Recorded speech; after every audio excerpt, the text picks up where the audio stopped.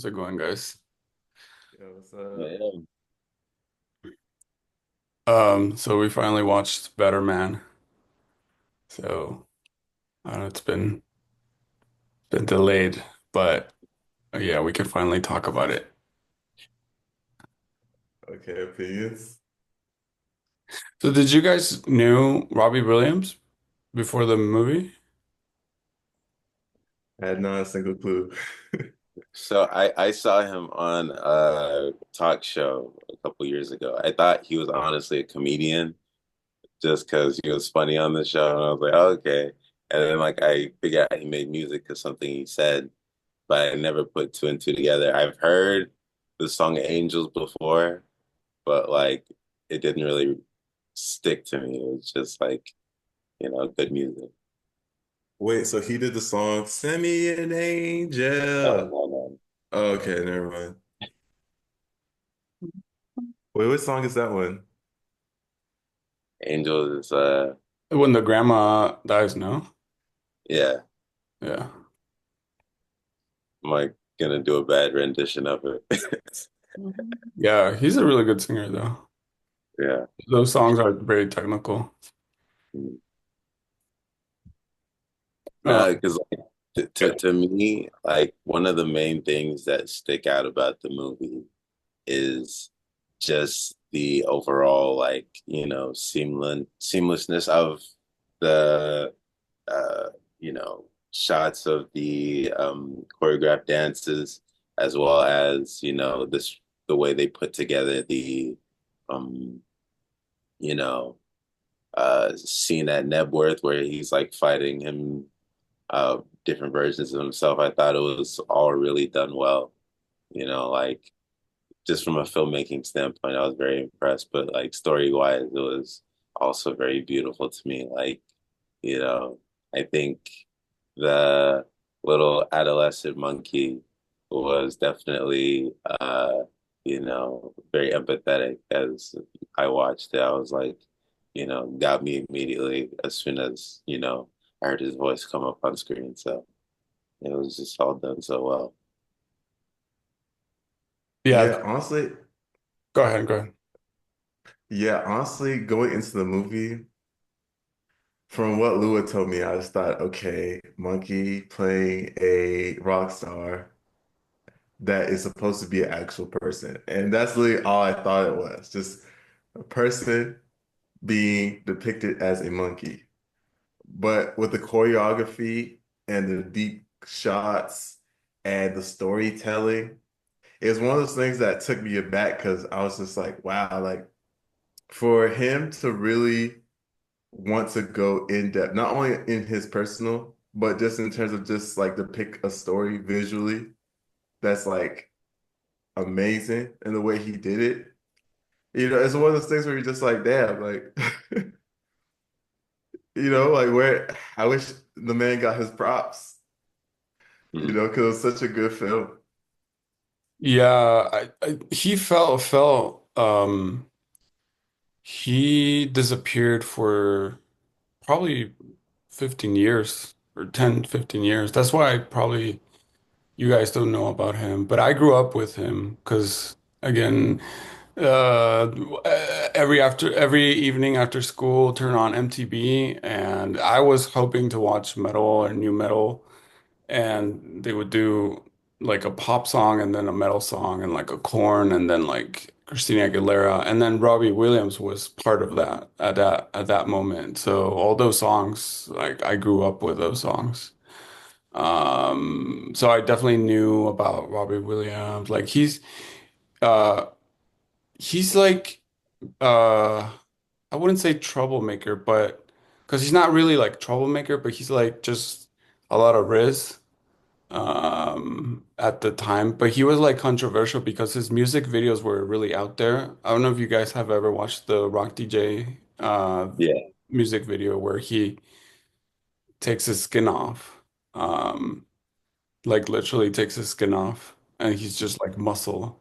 So at the time it was kind of like a shock to want to see that because like people were like what the like it starts like a normal music video and then he starts peeling off his skin and like he's like all muscle. It's like it was really out there because there wasn't anything like that at the time. So as I didn't like any at the time I didn't like any pop like it was like you were either like straight up metal and like everything else was like get out of here. But Robbie Williams was a guy that you kind of appreciated because he was like pushing boundaries. Even though he was pop, it was like, okay, this is kind of metal. This is kind of intense. Um, so yeah, I've always like kind of appreciated him because he's like alternative. And I think that's the whole thing about he being portrayed as a monkey because he's out like not an outcast, but just different because he always feels different and he's always his whole career has been different in that way. He's not just a regular pop. He just tries to push things, push the boundaries of what he does. So, and the movie itself, from a technical point, oh, it's really well done. I like that grainy, like almost analog feel of the movie, especially at the beginning. It's like very grainy, like old tones. That's really good. And the all the like the effects, like the monkey is like impressive how he it looks so real, you know. And the story is very tight. Like there's not a single moment where not a single dull moment. It's like they have that story very tight. Like every single moment is something emotional or something where he's like learning about himself. And I there was I told Lua yesterday, but there were two quotes that I really liked. The first one was the when the he's in his dressing room and his dad. I forgot how it starts, but he has the faction, not the three photos of the guys. He's like, and the guy and his dad tells him, "Do you know why these people are gods? Because they make everyone forget their problems." And then the other quote is when he's with the producer and he's just like rapping and being silly and like just singing nonsense and the producer guy's like to make like to make good art the song needs to cost you something to be good. So I think that's the best. Music's only valuable if it costs you something. Yeah, that's the best line to me in the whole movie because that's really true. Like the best artists always are like have suffered something and that's how you squeeze that great art out of a human, you know? Yeah, I think that ability to really feel, I guess, an artist where emotion through music is probably one of the best aspects of music, Mhm. you know? And yeah, I think the movie kind of goes in depth in terms of like the artistry of like a musician, which I kind of like too. I like the perspective of not it just being the debauchery and the glamour and everything, but it really kind of goes in all the aspects of what it's like to be an artist, like a musician, and how that affects surrounding wise your art, you know? Yeah, because even, the like the moment where he got into the relationship with the one girl from Oh, the girl band, like, and then they reveal that like she got an abortion to continue on her career, you know. It's like it's funny because I feel like a lot of movies would have paced that out like a lot more to be a lot more emotionally like, oh, but they went through it in a fast way because they have so much like of his life they had to push in the movie, and they didn't do a bad job at like kind of revealing it, like kind of having it through like the uh little dance boat sequence. I think was done really well. And like even the idea of like the whole Nebworth concert thing, because again, things as an American that I've never heard of, but are like so big to a certain part of the world. Like never heard of Nebworth. I've seen clips of Oasis play Nebworth, but I never knew it was called Nebworth. But it's like now knowing that, I'm like, okay, like you learn it, you get a bit more otherworldly knowledge, which is nice, you know. So Yeah, those concerts are insane. Like it's yeah. people you don't see the end of it. It's just a lot, so much people. It's huge, huge concerts. But yeah, the story's so tight. Much better than Anora, I have to say. Way better than And then the last part is really emotional. I really liked it. When he brings his dad on stage, which is a real thing. It really happened. But yeah, it's really, really good. Yeah, where they start singing the Frank Sinatra song. Yeah. Yeah. Um, but yeah, really, really good movie.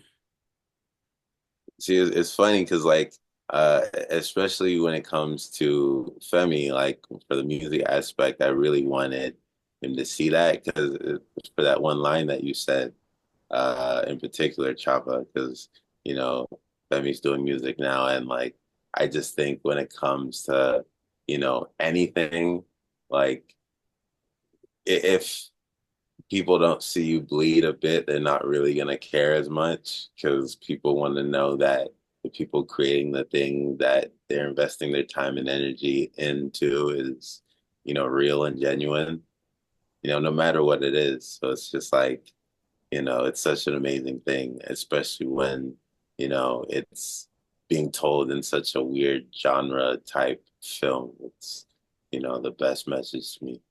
But there was one question that I wanted to ask y'all, based off of my conversation that I had with Femi a couple of days ago. It's this idea that, you know, I think we as people sort of have like um, three different versions of ourselves that we can kind of relate to the world in terms of culture, right? I think a lot of people tend to be, you know, punk in their ideology, like liking things that are widely popular. A lot of people like to be, uh, everyman when it comes to things that they like, where they're just like, oh, okay, I just go with the flow. If people say it's good, it's good. If they say it's bad, it's bad. And a lot of people are, super optimistic about everything. They just, see something as good and they're like, okay, I can see the quality in it and I can like appreciate it.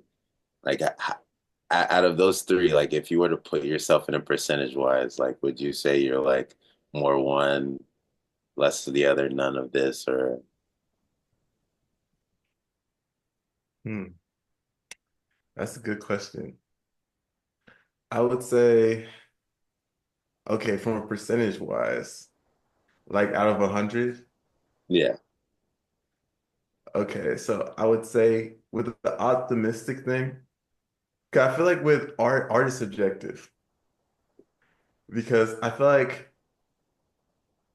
the conversation that we had, we were talking about that one movie, was it The Room? yeah, We were talking about how objectively it's like bad. It's like a bad movie.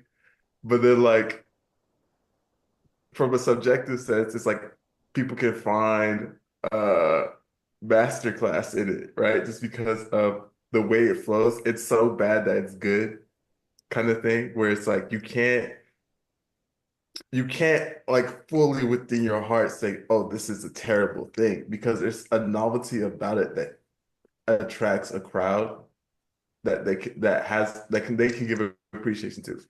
And that kind of, I would say, I kind of fall. I lean a lot heavy into that aspect of things. So I would say from a percentage wise, it has to be at least, I would say like maybe 44% on that. And then from like the first perspective, which is like that punk kind of thing, where it's just like I like it. This is like my thing. Is that's the mentality, right? yeah, I would say that I would say I like what I like. And a lot of times when people say, "Oh, I don't like that thing," it makes me like it more. So I would say from that aspect, it would have to be skewed. I would say like maybe like 35%, 35%. Okay, what does that leave me math wise? I'm trying to do the numbers of that. Okay, 40, 42, 35. Okay, that's 37. That's 77. Okay, so I have like what, 13% now? Yeah. Okay, 13%. The second one was, what was the second one? Oh, just like, okay, whatever the public decides, like I will like, agree with it. Like if people say Deadpool's a good movie, you're probably gonna go into it thinking, yeah, Deadpool's a good movie, and nothing anyone says will probably change my mind. If someone Okay, says, hey, this is a bad movie, probably like, yeah, it's probably a bad movie. Nothing anyone else is gonna say is gonna change my mind. Public sentiment has already spoken. okay, perfect. Yeah, that's a perfect 13%. That is a perfect 13% because when someone says objectively something is bad, I'm always like, I'm curious to think, why do they think it's bad? One, and two, it makes me intrigued about it more because it makes me want to say, okay, what's my actual opinion on it? So I want to form my opinion on it. So anything, you know how they always say, the best things are polarizing, right? Yeah. It's like people either really hate it or really like it. I agree with that with like bad things. So for instance, like Dragon Ball, so there was I saw an article where it says Snow White was the worst rated live action film right behind Dragon Ball Evolution. I haven't seen Snow White. I've seen Dragon Ball Evolution, and I remember Lou and I when we were kids, we loved that movie. Yeah. We found there's such a novelty to that movie, even though it is objectively bad.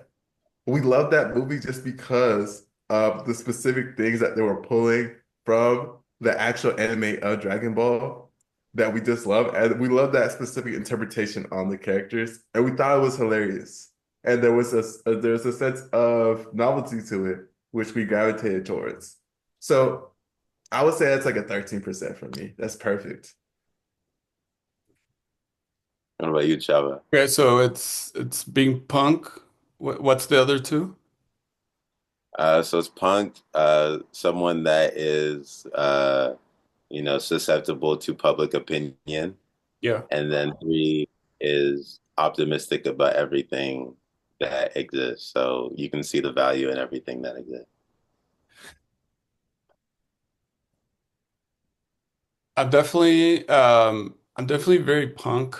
I definitely go against what like the masses try to do.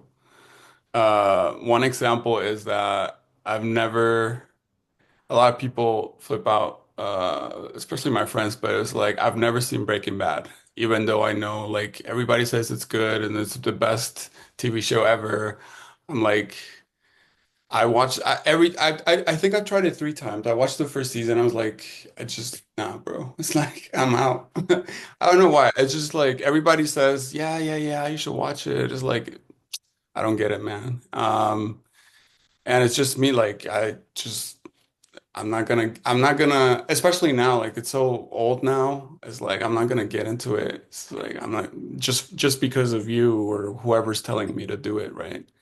And I may be missing out, maybe. Yeah, everybody says it's amazing, but it's just like I have other things to do. And then I am optimistic when I know there's substance behind things.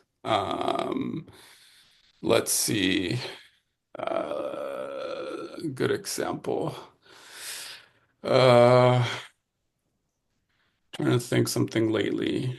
Uh, but yeah, if there's substance behind it, I don't care if it's mainstream, pop, if it's really I feel artistic value behind it, I will support it, whatever it is, you know. Uh, I'm trying to think of an example of that. But yeah, if it's really good, I'll definitely, I don't care who it is, what it is. I like it's good, you know. Um,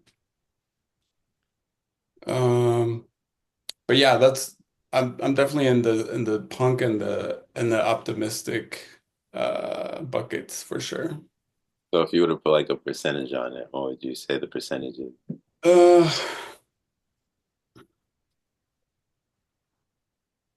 I would say 40-40-20. Yeah. Um yeah. But I, I just I just did the math in my head, just so for some reason, if this goes viral, people are like, that guy's dumb as fuck. The math, okay, so the 40, what was it? 40, I think I said 40, 43, 43. 43, 30, 33, 43, 33. No, it was like 40, it was 43, You have 40, okay, 43, I think, 30, okay, 43, 34, that was 77. Okay, so the math on that was 28. 28% was the agreeable. All right. I'm trying to put that out there. I'm just be trying to get my thoughts together. But yeah, 28%. 20. Oh, how about you, Lua? What are your percentages? see, I honestly think like when it comes to most things, I'm pretty optimistic. Like, even when it comes to like romantic comedy, like I'm like there's some merit to it if you can appreciate what someone's trying to do with it. Now, liking it or not is one thing, because I could be optimistic about it, doesn't mean I like it. So like I would say I'm mostly that, right? Now I do have like a sort of anti-establishment thing when it comes to most things. A lot of people like wide cultural movement things. I just tend to just dislike it. Like, you know, for some reason, when Post Malone came out, I liked his music. I like White Iverson, but then I started to meet Post Malone fans, and I was like, this guy is trash. Like,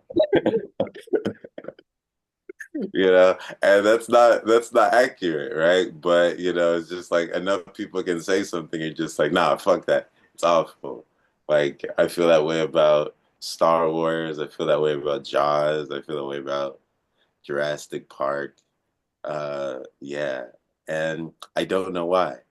Like I really have no reason for it other than just stealing the joy of simple-minded. So where Steven Spielberg is just like, what did I do, man?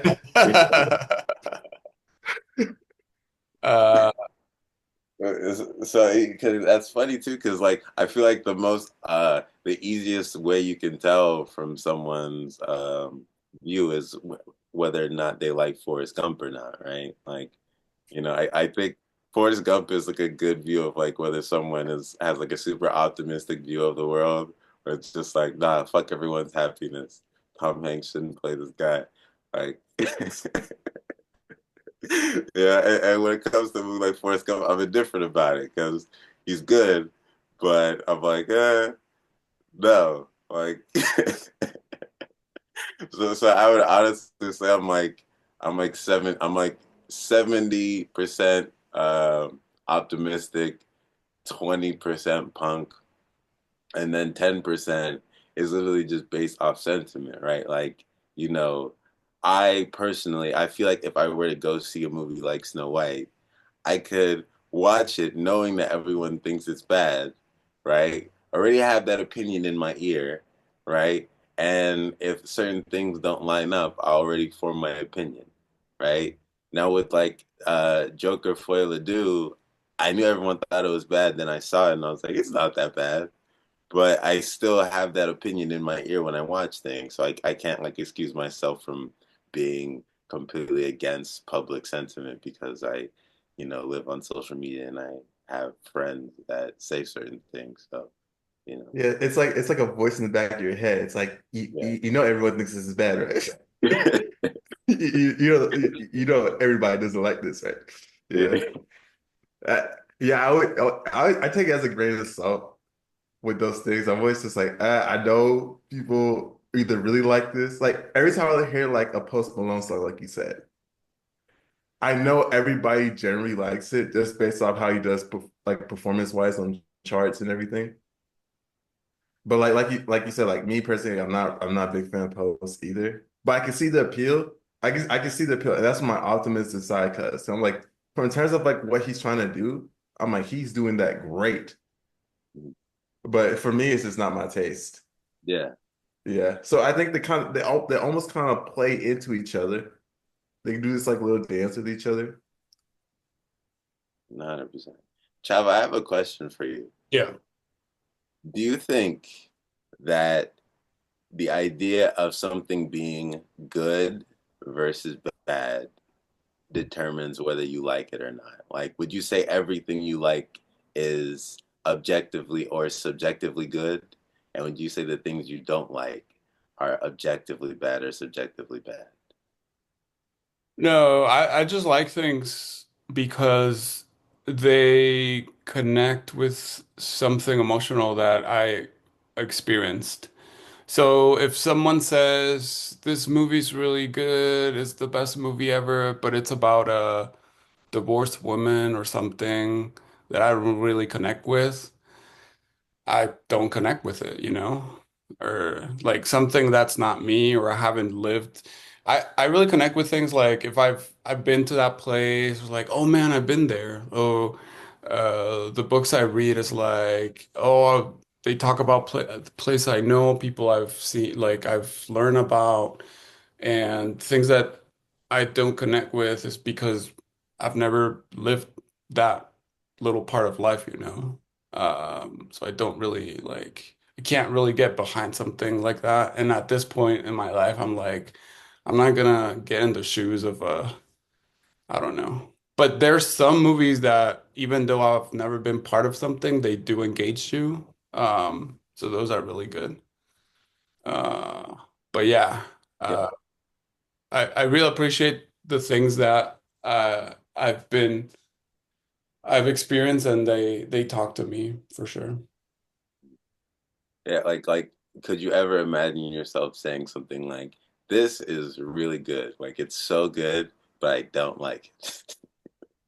Like, Uh, like let's see. Yeah, there's been some cases of that. Uh, let me think of something. I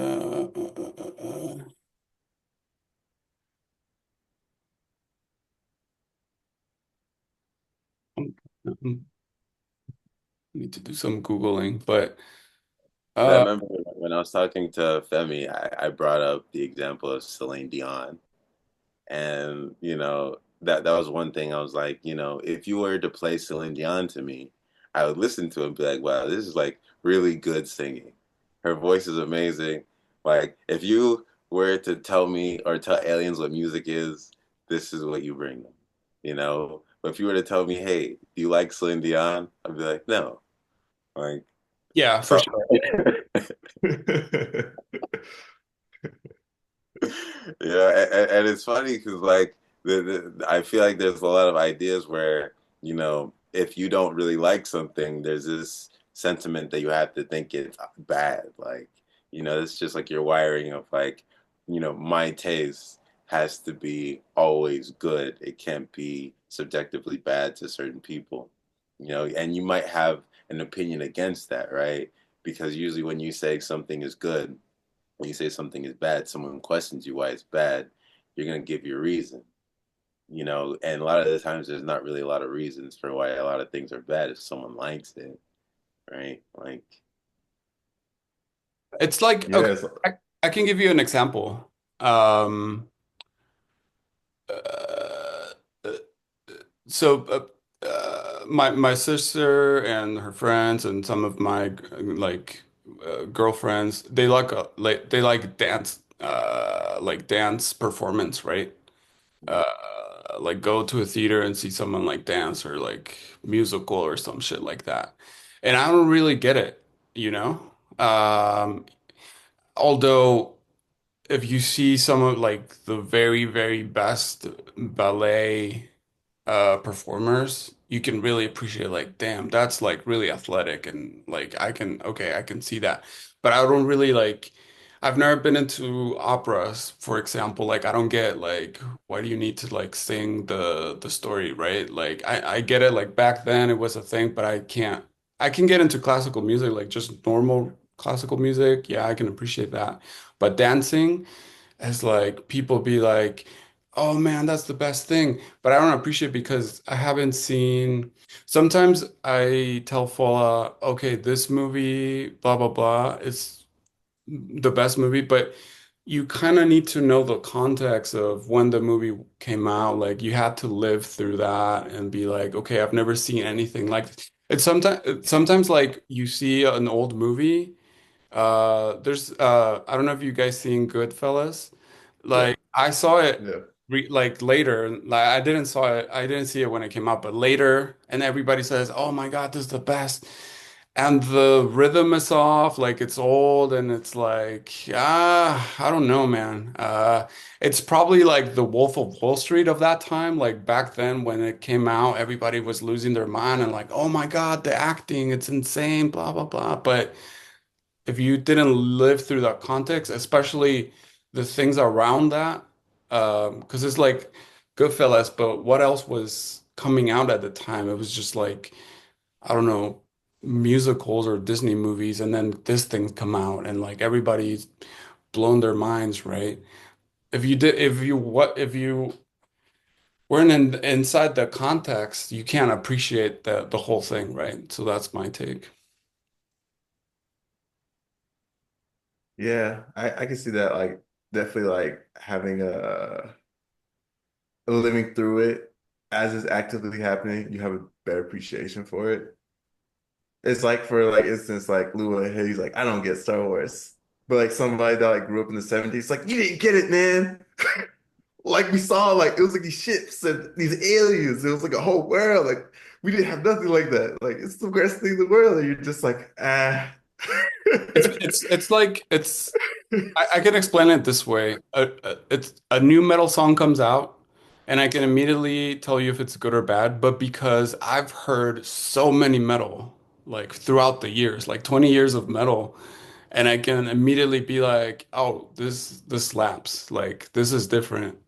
Cause, and if I just give that song to someone else, and it's like, I don't get it because I don't know. Like, you can't compare it to something else. But if you have this history of like all the music you've ever heard, and then someone new comes along and you're like, oh, this is different. This is good. Yeah, I like that. But you have that reference of the entire history. That's why when I see someone dancing, I don't have any reference. Like, I don't know what's good or not. Like, I just, they're just moving there. Like, why is this so good? I don't get it because I don't have the reference of like growing up dance like going to like ballet performances and shit. But if you have that reference and that historic catalog and something new comes along, it's like, okay, yeah, this is really good. Yeah, I think the Goodfella. So like for your instance, like with the Goodfellas, I think why a lot of people can't appreciate when it came out is because like when Godfather came out, that was like the only mafia thing that was like huge and was so like it was drowned on like a play, or it's just like in acts. And like yeah, it's good, has its own thing, but it's super long, it's super drawn out. It's one of those things where you just have to really be invested in to really appreciate. But Goodfellas was like the Italian Scarface. And like people just love the idea of just like quick action, abrasiveness, like all that. It was just like, yes, we finally get that, but from the Italian perspective. Yeah. Yeah, and I'm Yeah. sure if I was like 16 years old, 17 years old, I went to the premiere, I would it would have blown my mind, right? But then you watch that later in life and like it's not like I'm sure it's great. It was great at the moment, but I can't like it's not like hitting the Yeah, way you're like, we got Sopranos. We got the Sopranos, man. yeah. Well, see, because like also with like Goodfellas context too, it was like in the '90s, so it was post RICO trials. it was like the first mafia movie to be like a biopic to tell you like real stories. So like, hey, this is like a real person. Henry Hill's a real person. These Yeah. are based on real people. Like I remember I saw this video of this mafia dude named Michael Francis talking about going to see the movie with his wife, and she was like saying, "Oh, like this isn't like real, right?" And he was just like, "No, it's a movie. Like it's make believe." And then when they do that swooping shot, and then he says like, "Oh, like this is like Mikey like something," and he's like a version of him, and he's like, "Oh shit, we gotta get out of here." So like again, like in a context like that, you can see how popular the movie was. But like when you've seen so many things like that, you're just like, okay, now you're just looking at it from a technical standpoint. Like, does it do a better job than other things I've seen? And clearly, no. Right? And that movie influenced so many like movies afterwards, and just movies became better and better. And you grew up watching those movies, so you go back and then it doesn't hit the same way. But some other old movies, have you guys watched Lawrence of Arabia?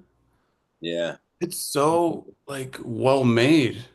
100%. It's insane. That movie's insane. Wait, It's what's that one about? it's a British guy that I forgot. It's they're in the Sahara Desert, and he's helping. He has to do a military mission. But the movie itself, like the lighting, the technical part is it's still like it feels modern. It's like it almost feel like it was shot like 5 years ago. It's really good. The quality of it. Wait, what's it called? Lawrence of Arabia. Okay, yeah, I gotta check that one out. Yeah. Um,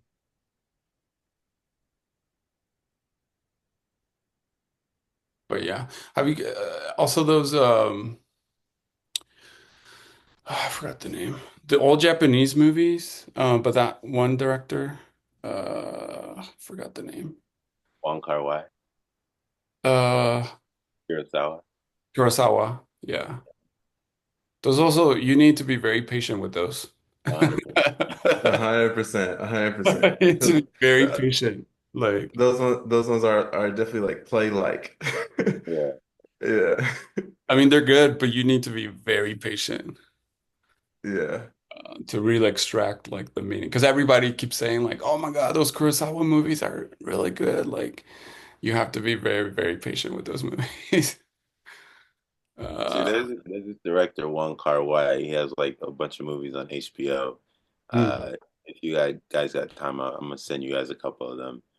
They are really interesting shot wise, and basically every modern director has like referenced his film because the way his camera moves is just impeccable.